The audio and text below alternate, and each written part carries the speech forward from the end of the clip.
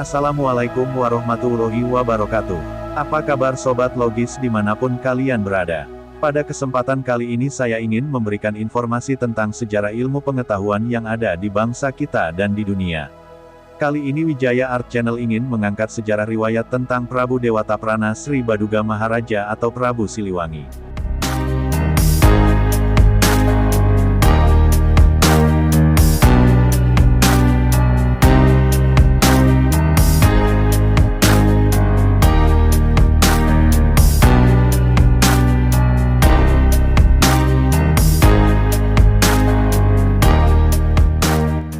Banyak sekali riwayat yang menceritakan tentang Prabu Dewataprana Sri Baduga Maharaja atau Prabu Siliwangi, sehingga di zaman milenial sekarang ini, sulit untuk memahami kebenarannya.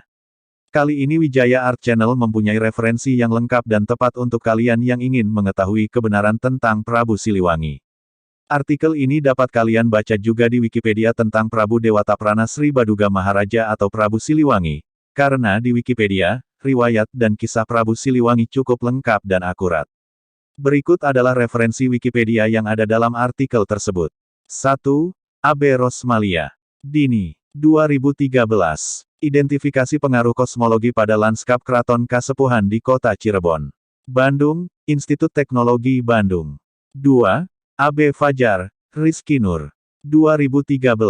Perancangan Komunikasi Visual Publikasi Buku Seri Keraton Cirebon. Jakarta, Universitas Bina Nusantara. 3. URL. 4. Susi. Tanggal 10 September tahun 2012. TNOL. Wisata dan Gria, Wisata dan Kuliner, Pantai Loji, Wisata Vihara yang mistis Pranala non-aktif permanen.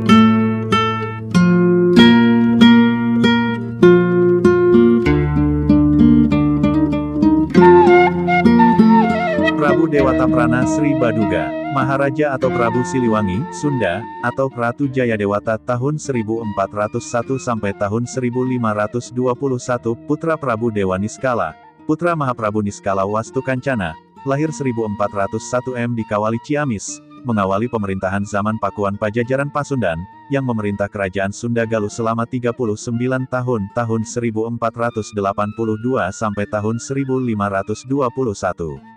Pada masa inilah Pakuan Pajajaran di Bogor mencapai puncak perkembangannya. Dalam prasasti batu tulis diberitakan bahwa Sri Baduga dinobatkan 2 kali, yaitu yang pertama ketika Jayadewata menerima tahta kerajaan Galuh di Kawali Ciamis dari ayahnya Prabu Dewa Niskala putra Mahaprabu Niskala Wastu Kancana dari Permaisuri Mayangsari putri Prabu Bunisora, yang kemudian bergelar Prabu Guru Dewataprana. Yang kedua ketika ia menerima tahta kerajaan Sunda di Pakuan Bogor dari mertua dan uwannya, Prabu Susuk Tunggal putra Mahaprabu Niskala Wastu Kancana dari Permaisuri Ratna Sarkati putri Resi Susuk Lampung. Dengan peristiwa ini, ia menjadi penguasa kerajaan Sunda, kerajaan Galuh dan dinobatkan dengan gelar Sri Baduga Maharaja Ratu Haji di Pakuan Pajajaran Sri Sang Ratu Dewata.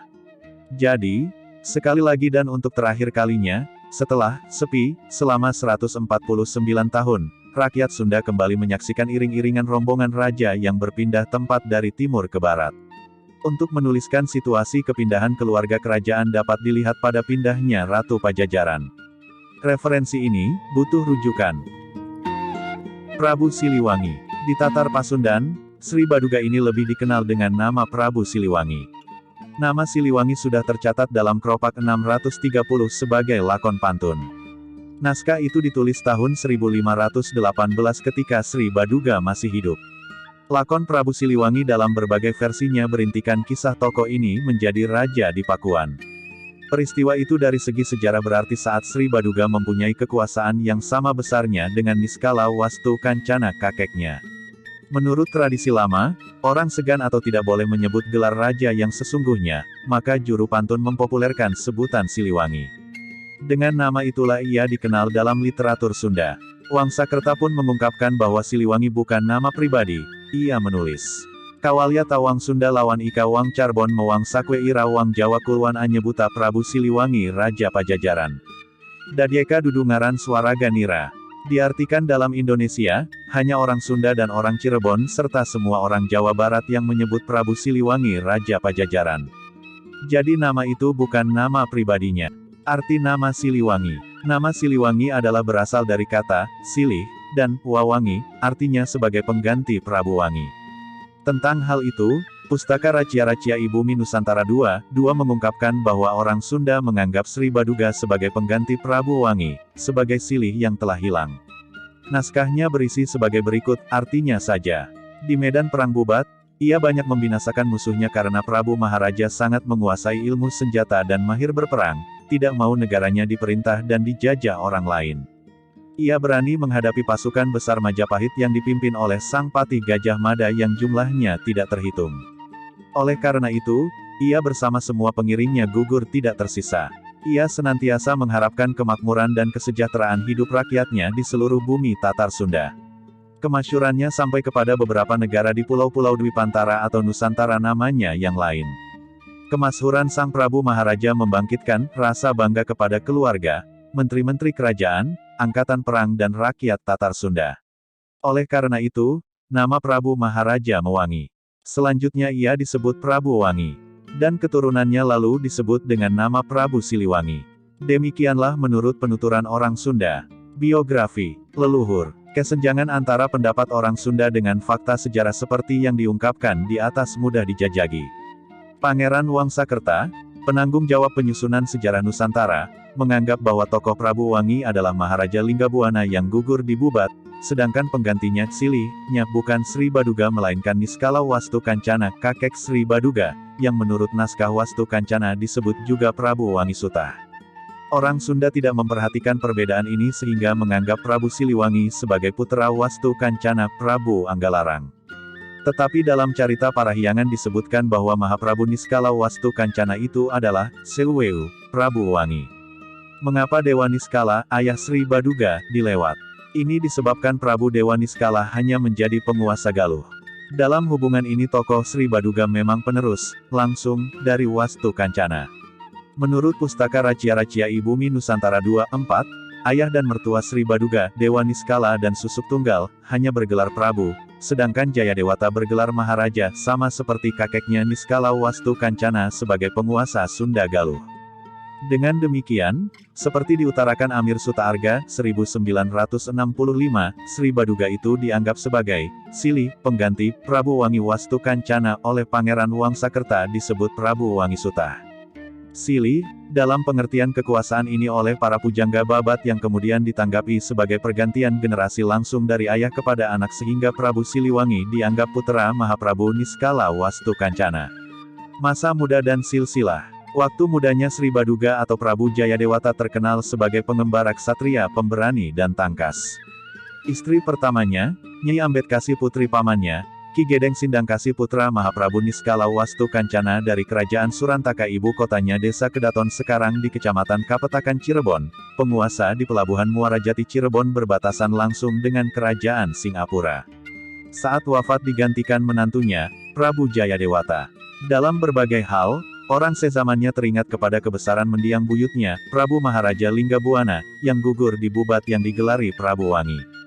Bahkan satu-satunya saat menyamar dengan nama kekeumbingan Raja Sunu, yang pernah mengalahkan Ratu Kerajaan Japura Prabu Amukmarugul, putra Prabu Susuk Tunggal, putra Mahaprabu Niskala Wastu Kancana, waktu bersaing memperebutkan Subang Larang, putri Ki Gedeng Tapa atau Giri Dewata atau Ki Gedeng Jumajan Jati, penguasa Kerajaan Singapura, putra Ki Gedeng Kasmaya, penguasa Cirebon Girang putra Prabu Bunisora, adik Mahaprabu Niskala Wastu Kancana istri kedua Prabu Siliwangi yang beragama Islam dari Kerajaan Singapura berbatasan dengan Kerajaan Surantaka. Dari pernikahannya dengan Permaisuri Subang Larang melahirkan Raden Walang Sungsang atau Cakrabuana, Nyai Mas Rara Santang dan Raden Kian Santang. Kemudian Nyimas Pakungwati putri Pangeran Walang Sungsang menikah dengan Sunan Gunung Jati putra Nyimas Rara Santang. Pangeran Walang Sungsang sebagai Sultan Cirebon pertama dan Sunan Gunung Jati sebagai Sultan Cirebon kedua dalam Kesultanan Cirebon sejak tahun 1430 Masehi. Setelah terbuka jati diri Sang Prabu Jayadewata masih kerabat, lalu diantarkannya menemui ayah Prabu Amukmarugul yaitu Prabu Susuk Tunggal, kakak lain ibu Prabu Dewa Niskala, ayahnya Prabu Jayadewata, di Kerajaan Sunda Bogor sekarang, dan dijodohkan dengan Nyai Kentring Manik Mayang Sunda, putri Prabu Susuk Tunggal, yang nanti melahirkan Prabu Sanghyang Surawisesa, kelak jadi pengganti Sri Baduga Maharaja di Pakuan Pajajaran, dan Sang Surasawan jadi adipati di pesisir Banten, atau Banten Girang. Sang Surasowan berputra Adipati Arya Surajaya dan putri Nyai Kawung Anten. Nyi Kawung Anten kelak menikah dengan Syarif Hidayatullah, atau Sunan Gunung Jati, dan melahirkan Pangeran Sabakingkin alias Maulana Hasanuddin, pendiri Kesultanan Banten tahun 1552 Masehi. Prabu Siliwangi juga menikahi ratu istri Raja Mantri Putri Prabu Gajah Agung putra Prabu Tajimalela atau Prabu Agung Resi Cakrabuana, putra Prabu Aji Putih atas perintah Prabu Suryadewata Putra untuk mendirikan Kerajaan Sumedang Larang tahun 900 M. Nama kerajaannya berubah-ubah, Kerajaan Tembong Agung saat Prabu Aji Putih, zaman Prabu Tajimalela, diganti menjadi Himbar Buana, yang berarti menerangi alam. Prabu Tajimalela pernah berkata Insun medal Insun madangan. Artinya aku dilahirkan, aku menerangi. Sumedang dan Larang berarti sesuatu yang tidak ada tandingnya. Ratu Pucuk Umun Sumedang keturunan Prabu Gajah Agung menikah dengan Pangeran Kusumah-Dinata atau Pangeran Santri putra Pangeran Pamelekaran atau Pangeran Muhammad, sahabat Sunan Gunung Jati. Ibu Pangeran Santri Ratu Matasari, Nyi Mas Ranggawulung, keturunan Sunan Gunung Jati dari Cirebon. Dari pernikahan itu lahir Prabu Gesan Ulun yang memerintah Sumedang Larang tahun 1578 sampai tahun 1610 M bersamaan dengan berakhirnya Pakuan Pajajaran tahun 1579 M, menerima mahkota emas milik Raja Pakuan Pajajaran yang bernama Binokasih, mahkota Binokasih dari Senapati Pajajaran sebagai tanda bahwa Kerajaan Sumedang Larang penerus sah Kerajaan Pajajaran. Kebijakan dalam kehidupan sosial. Tindakan pertama yang diambil oleh Sri Baduga setelah resmi dinobatkan jadi raja adalah menunaikan amanat dari kakeknya, Wastu Kancana, yang disampaikan melalui ayahnya, Ningrat Kancana, ketika ia masih menjadi Mangkubumi di Kawali. Isi pesan ini bisa ditemukan pada salah satu prasasti peninggalan Sri Baduga di Kebantenan. Isinya sebagai berikut, artinya saja. Semoga selamat. Ini tanda peringatan bagi Rahyang Niskala Wastu Kancana. Turun kepada Rahyang Ningrat Kancana, maka selanjutnya kepada Susuhunan sekarang di Pakuan Pajajaran. Harus menitipkan ibu kota di Jayagiri dan ibu kota di Sunda Sembawa. Semoga ada yang mengurusnya. Jangan memberatkannya dengan dasa, kalagra, kapas timbang, dan pare dongdang. Maka diperintahkan kepada para petugas muara agar jangan memungut bea. Karena merekalah yang selalu berbakti dan membaktikan diri kepada ajaran-ajaran. Merekalah yang tegas mengamalkan peraturan dewa. Dengan tegas di sini disebut, dayahan, ibu kota, di Jayagiri dan Sunda Sembawa.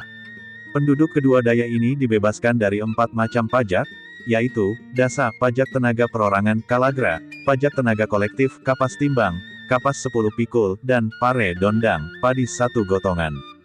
Dalam Keropak 630, urutan pajak tersebut adalah dasa, kalagra, upeti, panggeres rema. Dalam Koropak 406 disebutkan bahwa dari daerah Kandang Wesi, sekarang Bumbulang, Garut harus membawa, kapas 10 carangka. 10 carangka sama dengan 10 pikul sama dengan 1 timbang atau menurut Kulsma, 1 caeng timbang, sebagai upeti ke Pakuan tiap tahun. Kapas termasuk upeti. Jadi tidak dikenakan kepada rakyat secara perorangan, melainkan kepada penguasa setempat. Pare dondang, disebut, panggeres rema. Panggeres adalah hasil lebih atau hasil cuma-cuma tanpa usaha. Rema adalah bekas ladang. Jadi, padi yang tumbuh terlambat turiang, di bekas ladang setelah dipanen dan kemudian ditinggalkan karena petani membuka ladang baru, menjadi hak raja atau penguasa setempat tohaan. Dongdang adalah alat pikul seperti, tempat tidur, persegi 4 yang diberi tali atau tangkai berlubang untuk memasukkan pikulan. Dondang harus selalu digotong. Karena bertali atau bertangkai, waktu digotong selalu berayun sehingga disebut, dondang, berayun. Dondang pun khusus dipakai untuk membawa barang antaran pada selamatan atau arak-arakan. Oleh karena itu, pare dongdang, atau penggeres rema, ini lebih bersifat barang antaran. Pajak yang benar-benar hanyalah pajak tenaga dalam bentuk, dasa, dan kalagra, di Majapahit disebut, walagara sama dengan pasukan kerja bakti. Tugas-tugas yang harus dilaksanakan untuk kepentingan raja diantaranya, menangkap ikan, berburu, memelihara saluran air, ngikis bekerja di ladang atau di serang ageng, ladang kerajaan yang hasil padinya diperuntukkan bagi upacara resmi. Dalam Keropak 630 disebutkan, uang tani bakti di Wado, petani tunduk kepada Wado. Wado atau Watwa ialah prajurit kerajaan yang memimpin kalagara. Sistem dasa dan kalagara ini terus berlanjut setelah zaman kerajaan. Belanda yang di negaranya tidak mengenal sistem semacam ini memanfaatkannya untuk prodi. Bentuk dasa diubah menjadi Herendiensten, bekerja di tanah milik penguasa atau pembesar. Kalagara diubah menjadi Algemenediensten, dinas umum, atau Campongdisten, dinas kampung, yang menyangkut kepentingan umum, seperti pemeliharaan saluran air, jalan, rumah jada dan keamanan. Jenis pertama dilakukan tanpa imbalan apa-apa, sedangkan jenis kedua dilakukan dengan imbalan dan makan. Kreangerstelsel dan Kulturstelsel, yang keduanya berupa sistem tanam paksa memanfaatkan tradisi pajak tenaga ini. Dalam akhir abad ke-19 bentuknya berubah menjadi lakon gawe, dan berlaku untuk tingkat desa. Karena bersifat pajak, ada sanksi untuk mereka yang melalaikannya. Dari sinilah orang Sunda mempunyai peribahasa, puraga tamba kadengda, bekerja sekadar untuk menghindari hukuman atau dendaan. Bentuk dasa pada dasarnya tetap berlangsung. Di desa ada kewajiban, gebagan, yaitu bekerja di sawah bengkok dan di tingkat kabupaten bekerja untuk menggarap tanah para pembesar setempat. Jadi, gotong royong tradisional berupa bekerja untuk kepentingan umum atas perintah kepala desa, menurut sejarahnya bukanlah gotong royong.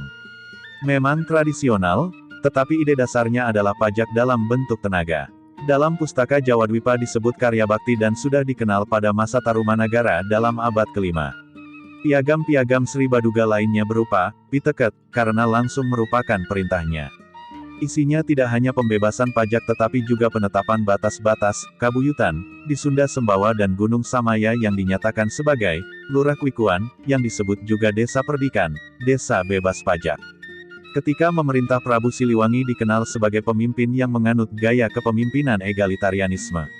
Egalitarianisme sendiri memiliki arti sebagai paham yang memegang teguh asas kesetaraan dalam kehidupan sosial. Hal tersebut sering digambarkan dalam berbagai literasi mengenai Prabu Siliwangi.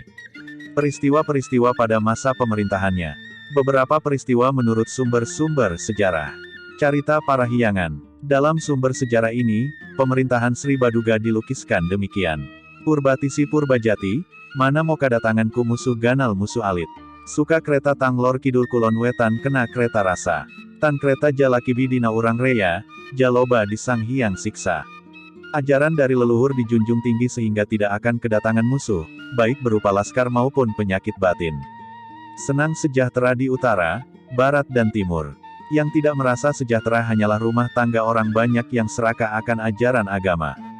Dari naskah ini dapat diketahui, bahwa pada saat itu telah banyak rakyat Pajajaran yang beralih agama Islam, dengan meninggalkan agama lama. Pustaka Nagara Kretabumi Parwai Sarga II. Naskah ini menceritakan, bahwa pada tanggal 12 bagian terang bulan Caitra tahun 1404 Saka, Syarif Hidayat atau lebih dikenal Sunan Gunung Jati menghentikan pengiriman upeti yang seharusnya dibawa setiap tahun ke Pakuan Pajajaran. Syarif Hidayat masih cucu Sri Baduga dari Larasantang. Ia dijadikan raja oleh uanya, Pangeran Cakrabuana, dan menjadi raja merdeka terlepas dari Pajajaran di Tatar Pasundan, Jawa Barat dan Banten. Ketika itu Sri Baduga baru saja menempati istana Sang Bima, sebelumnya di Surawisesa. Kemudian diberitakan, bahwa pasukan Angkatan Laut Demak yang kuat berada di Pelabuhan Cirebon untuk menjaga kemungkinan datangnya serangan Pajajaran. Tumenggung Jagabaya beserta 60 anggota pasukannya yang dikirimkan dari Pakuan ke Cirebon, tidak mengetahui kehadiran pasukan Demak di sana. Jagabaya tak berdaya menghadapi pasukan gabungan Cirebon Demak yang jumlahnya sangat besar. Setelah berunding, akhirnya Jagabaya menyerahkan diri dan masuk Islam. Peristiwa itu membangkitkan kemarahan Sri Baduga. Pasukan besar segera disiapkan untuk menyerang Cirebon. Akan tetapi pengiriman pasukan itu dapat dicegah oleh Purohita, pendeta tertinggi Keraton Ki Purwagali. Cirebon adalah daerah warisan Cakrabuana, Walang Sungsang, dari mertuanya, Ki Danusela, dan daerah sekitarnya diwarisi dari kakeknya Ki Gedeng Tapa, ayah Subang Larang Santri Syekh Kuro. Cakrabuana sendiri dinobatkan oleh Sri Baduga, sebelum menjadi susuhunan, sebagai penguasa Cirebon dengan gelar Sri Mangana. Karena Syarif Hidayat dinobatkan oleh Cakrabuana dan juga masih cucu Sri Baduga, maka alasan pembatalan penyerangan itu bisa diterima oleh penguasa Pajajaran. Demikianlah situasi yang dihadapi Sri Baduga pada awal masa pemerintahannya. Dapat dimaklumi kenapa ia mencurahkan perhatian kepada pembinaan agama, pembuatan parit pertahanan, memperkuat angkatan perang, membuat jalan dan menyusun pagelaran formasi tempur karena Pajajaran adalah negara yang kuat di darat, tetapi lemah di laut. Menurut sumber Portugis, di seluruh kerajaan, Pajajaran memiliki kira-kira 100.000 prajurit. Raja sendiri memiliki pasukan gajah sebanyak 40 ekor. Di laut, Pajajaran hanya memiliki 6 buah kapal jung 150 ton dan beberapa lankaras. Untuk kepentingan perdagangan antar pulaunya, saat itu perdagangan kuda jenis Pariaman mencapai 4.000 ekor tahun. Keadaan makin tegang ketika hubungan Demak Cirebon makin dikukuhkan dengan perkawinan putra-putri dari kedua belah pihak.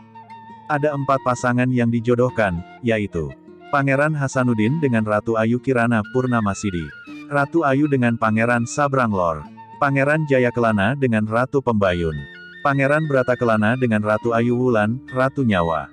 Perkawinan Pangeran Sabranglor alias Yunus Abdul Qadir dengan Ratu Ayu terjadi 1511. Sebagai Senapati Sarjawala, Panglima Angkatan Laut, Kerajaan Demak, Sabranglor untuk sementara berada di Cirebon. Persekutuan Cirebon-Demak inilah yang sangat mencemaskan Sri Baduga di Pakuan. Tahun 1512, ia mengutus putra mahkota Surawisesa menghubungi Panglima Imperium Portugis Afonso de Albuquerque di Malaka yang ketika itu baru saja gagal merebut pelabuhan Pasai milik Kesultanan Samudera Pasai. Sebaliknya upaya Pajajaran ini telah pula meresahkan pihak Demak. Pangeran Cakrabuana dan Susuhunan Jati, Syarif Hidayat, tetap menghormati Sri Baduga karena masing-masing sebagai ayah dan kakek. Oleh karena itu permusuhan antara Pajajaran dengan Cirebon tidak berkembang ke arah ketegangan yang melumpuhkan sektor-sektor pemerintahan.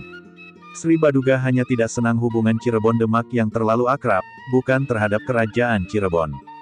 Terhadap Islam, ia sendiri tidak membencinya karena salah seorang permaisurinya, Subang Larang, adalah seorang muslimah dan ketiga anaknya, Walang Sungsang alias Cakrabuana, Larasantang, dan Raja Sangara, diizinkan sejak kecil mengikuti agama ibunya, Islam.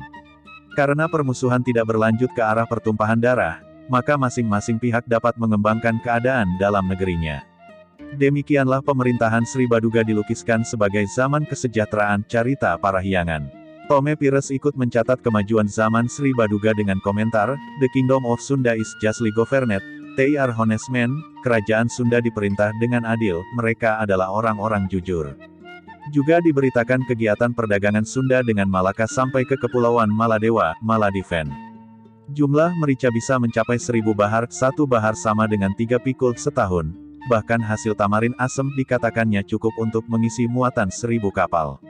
Naskah Kitab Waruga Jagat dari Sumedang dan Pancakaki Masalah Karuhun Kabeh dari Ciamis yang ditulis dalam abad ke-18 dalam bahasa Jawa dan huruf Arab Pegon masih menyebut masa pemerintahan Sri Baduga ini dengan masa Gemu Pakuan, kemakmuran Pakuan, sehingga tak mengherankan bila hanya Sri Baduga yang kemudian diabadikan kebesarannya oleh raja penggantinya dalam zaman Pajajaran. Sri Baduga Maharaja alias Prabu Siliwangi dalam Prasasti Tembaga Kebantenan disebut Susuhunan di Pakuan Pajajaran, memerintah selama 39 tahun tahun 1482 sampai tahun 1521. Ia disebut secara anumerta Sang Lumahing, Sang Mokteng, Rancamaya karena ia dipusarakan di Rancamaya. Kultus Prabu Siliwangi, Sunda Wiwitan.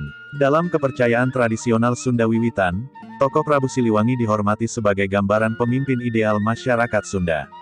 Ia dihormati dan diakui sebagai karuhun atau leluhur para menak atau bangsawan Sunda.